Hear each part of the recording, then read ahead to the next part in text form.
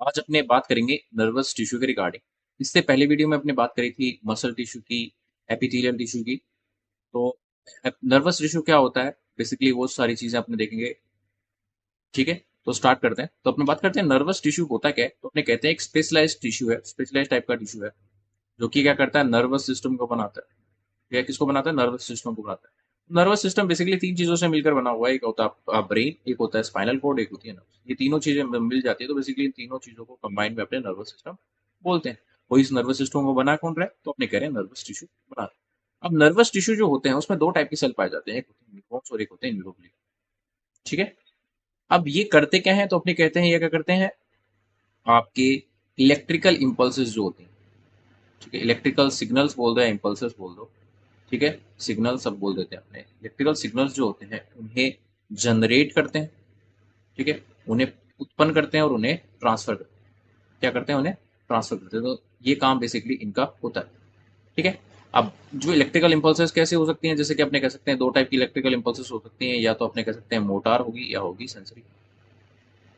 ठीक है, कहने का मतलब कहने का मतलब ये है कि बेसिकली या तो कोई इन्फॉर्मेशन आपको आपके ब्रेन या स्पाइनल कोड से किसी पर्टिकुलर शरीर के किसी हिस्से के पास ले जानी होगी, या फिर हो सकता है कि शरीर के किसी बाहर वाले हिस्से से या शरीर के किसी हिस्से से वो जानकारी आपके ब्रेन तक लेके जानी होगी। तो वो लेके जा कौन रहा है, तो आपके न्यूरॉन्स लेके जा रहे हैं, आपके जो सेल्स हैं वो लेके जा रहे हैं।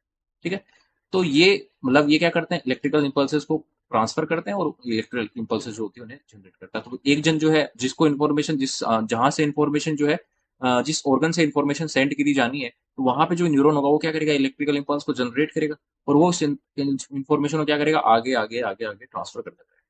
ठीक है, तो ये यही न्यूरॉन क्या कर रहे हैं, इलेक्ट्रिकल इंपल्स को ट्रांसफर भी कर रहे हैं और यही न्यूरॉन जो है आपकी इलेक्ट्रिकल इंपल्स को जनरेट भी कर रहे हैं। आगे अपने बात करें तो अपने कहते हैं, सबसे पहले बात करते हैं अपने न्यूरॉन्स की।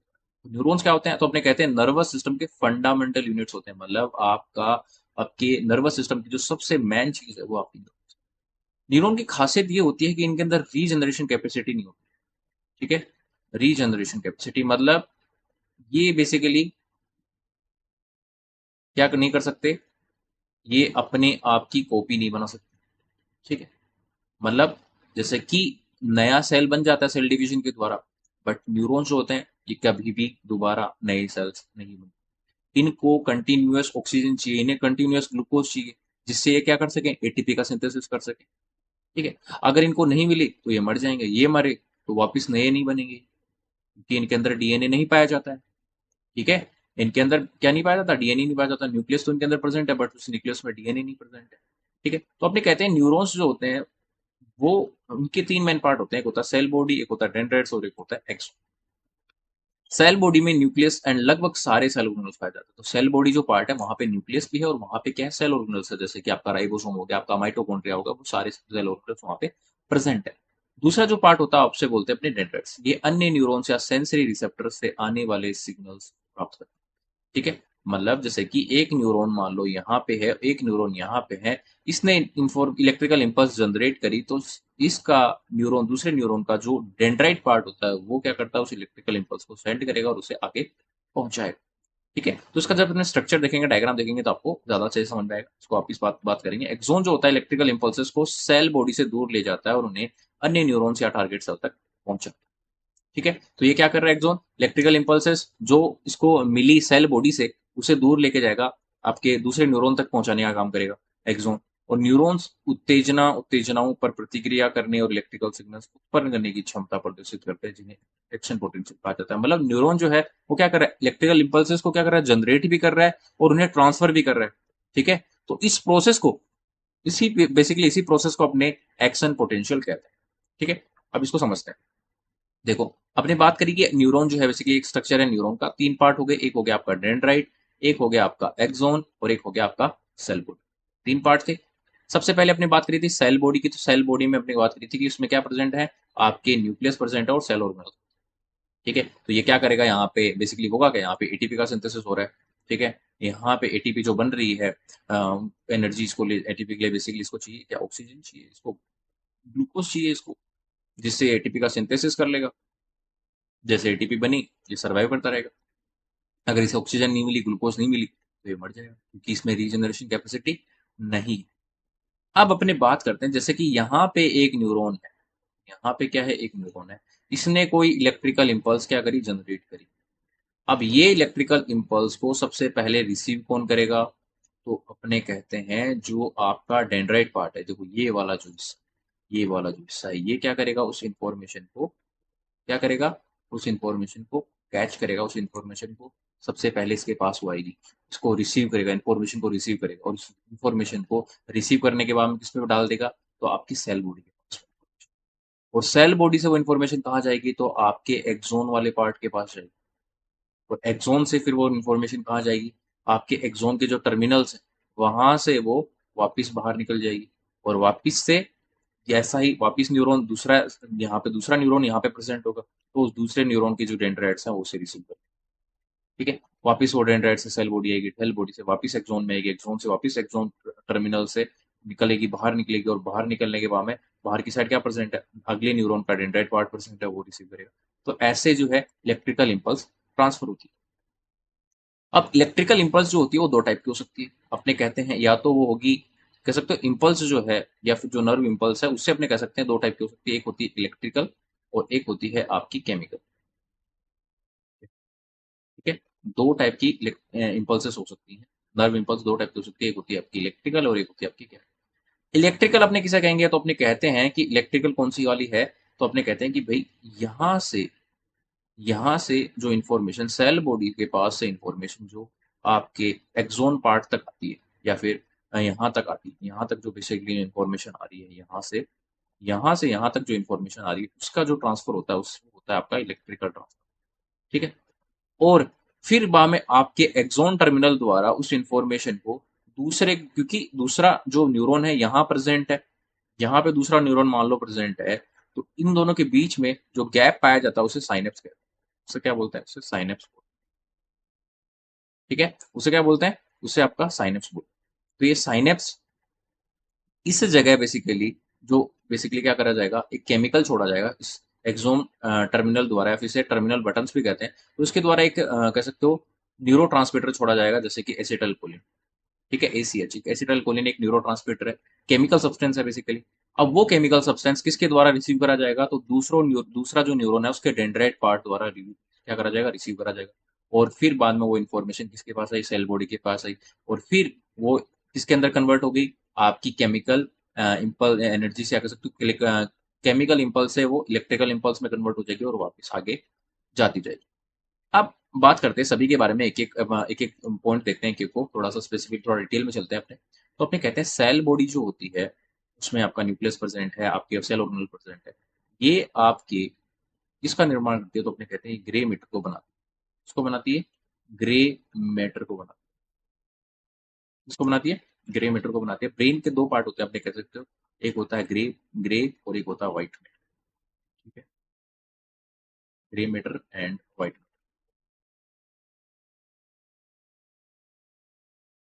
ठीक है, अब ब्रेन जो होता है उसके अंदर की साइड से वो कैसा दिखता है, तो अपने कहते हैं अंदर की साइड से वो दिखता है व्हाइट, और बाहर की साइड से वो दिखता है ग्रे। तो जो बाहर वाला हिस्सा है वो ग्रे दिखता है, वो किसकी वजह से दिखता है, तो अपने कहते हैं सेल बॉडी की वजह से। और स्पाइनल कॉर्ड जो होती है आपकी, उसके अंदर जो बाहर वाला हिस्सा होता है वो कैसा दिखता है, आपका व्हाइट दिखता है बाहर वाला, आउटर होता है व्हाइट, और इनर होता है आपका ग्रे। जबकि आपका ब्रेन में कैसा है, उल्टा है। ब्रेन में क्या है, ब्रेन में अंदर की साइड तो है व्हाइट और बाहर की साइड है ग्रे, जबकि स्पाइनल कॉर्ड में बाहर की साइड है व्हाइट और अंदर की साइड है ग्रे। तो ग्रे मैटर को बना कौन रहा है, सेल बॉडी। व्हाइट मैटर को कौन बनाता है, तो आपकी डेंड्राइट्स बनाते हैं और आपके एक्सोन। ठीक है, अब अपने बात करते हैं एक्सोन्स के बारे में। तो एक्सोन जो होता है उस पे स्वॉन सेल्स, या कह सकते हो ओलिगोडेंड्रोसाइट्स द्वारा एक ही एक परत पाई जाती है, सेल्स की परत पाई जाती है, जो कि किसका निर्माण करते हैं, जो कि निर्माण करते हैं माइलिन शीट। किसका निर्माण करते हैं, माइलिन शीट।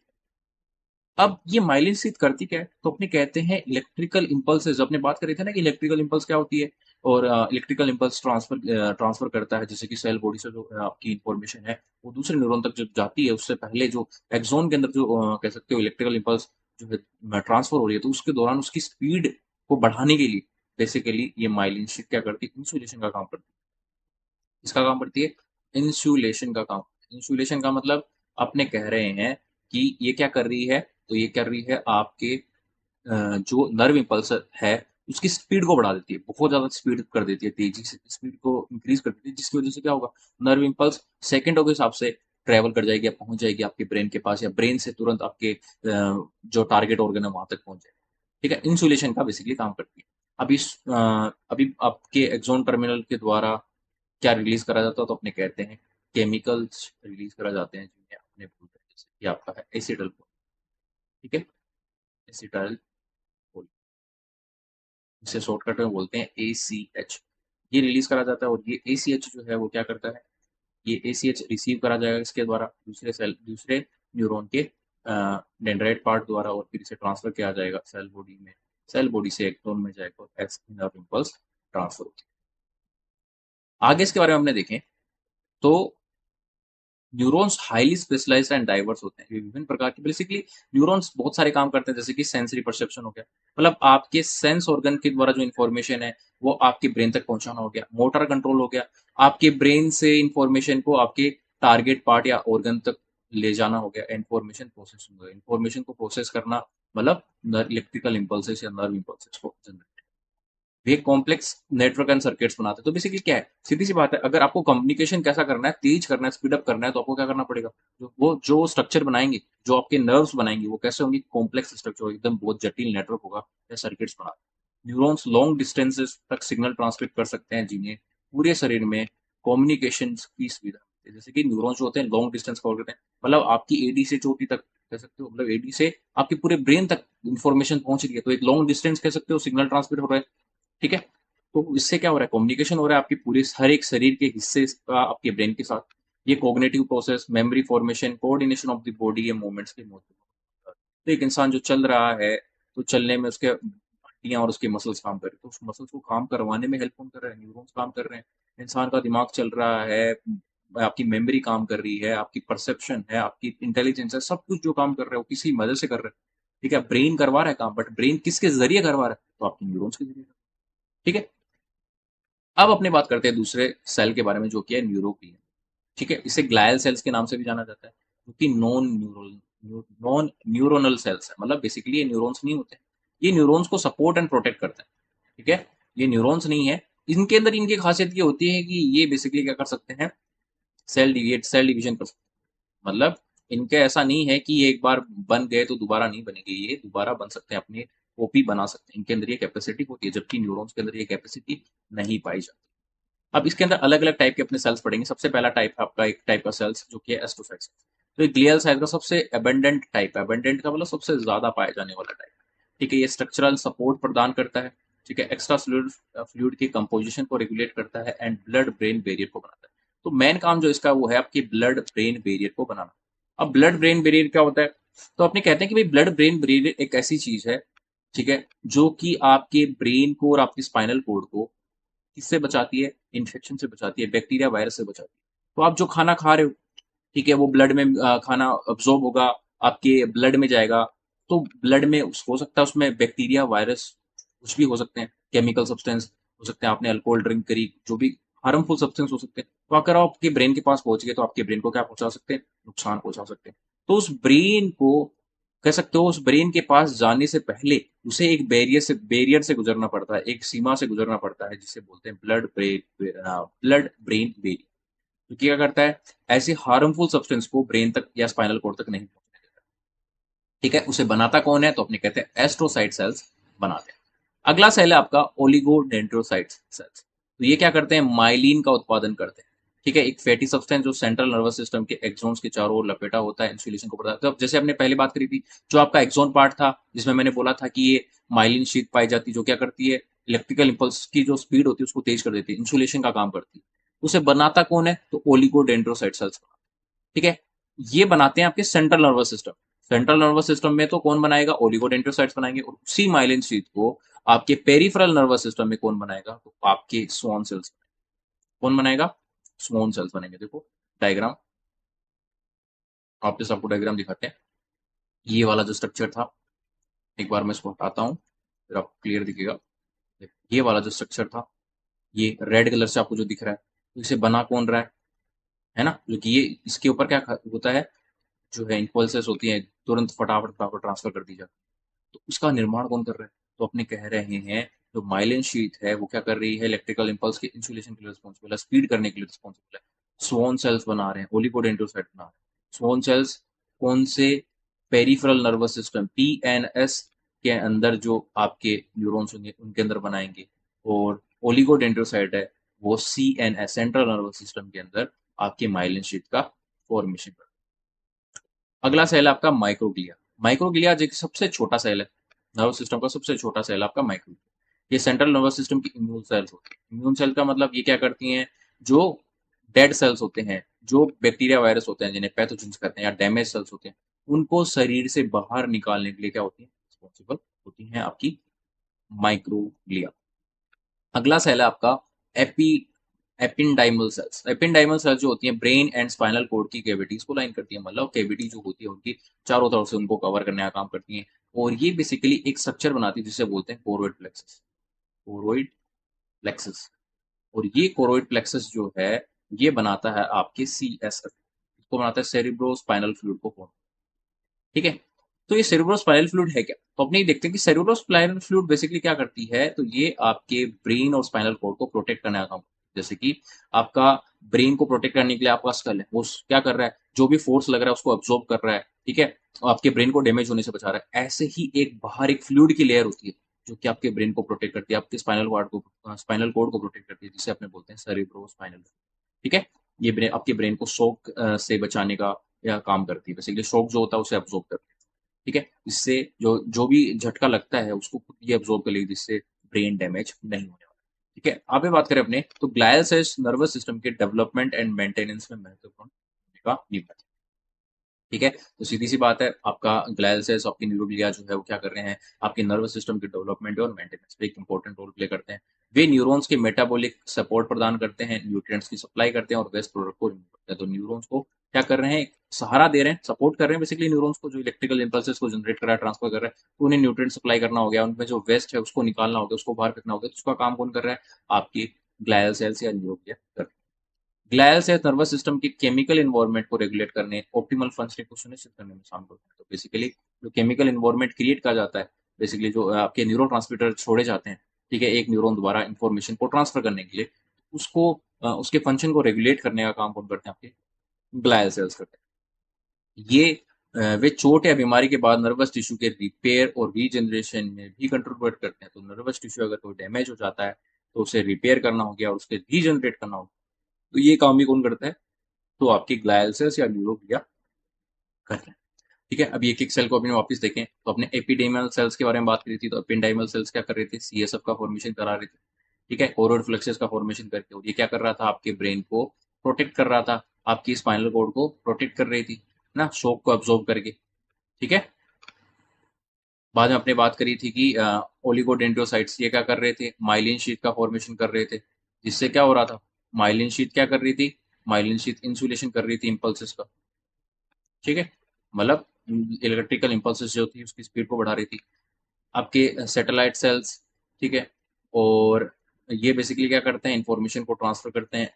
ठीक है। ये क्या करते हैं, घूमते रहते हैं, और ये क्या करते रहते हैं, देखते रहते हैं कौन पैथोजन आ रहा है क्यों नहीं आ रहा है। तो कोई भी जब बैक्टीरिया वायरस आता है तो इन्फॉर्मेशन को ट्रांसफर कर देते हैं। एस्ट्रोसाइट सेल्स, एस्ट्रोसाइट जो सेल्स थे वो क्या कर रहे थे, ये आपके जो ब्रेन और स्पाइनल कोड है उसको लाइन कर रहे थे। माइक्रोग्लिया ये जो क्या कर रहे थे, बेसिकली पैथोजेंस को मारने का काम कर रहे थे। ठीक है। इम्यून सेल्स थे, और स्वान सेल्स ये क्या कर रहे थे, तो आपकी पेरिफेरल नर्वस सिस्टम होता है उसके अंदर माइलिन शीट का फॉर्मेशन कर रहे थे। ठीक है। तो ये था आपके नर्वस टिश्यू के बारे में, या फिर कह सकते हो न्यूरॉन्स और न्यूरोग्लिया सेल्स। होपफुली आपको समझ में आया।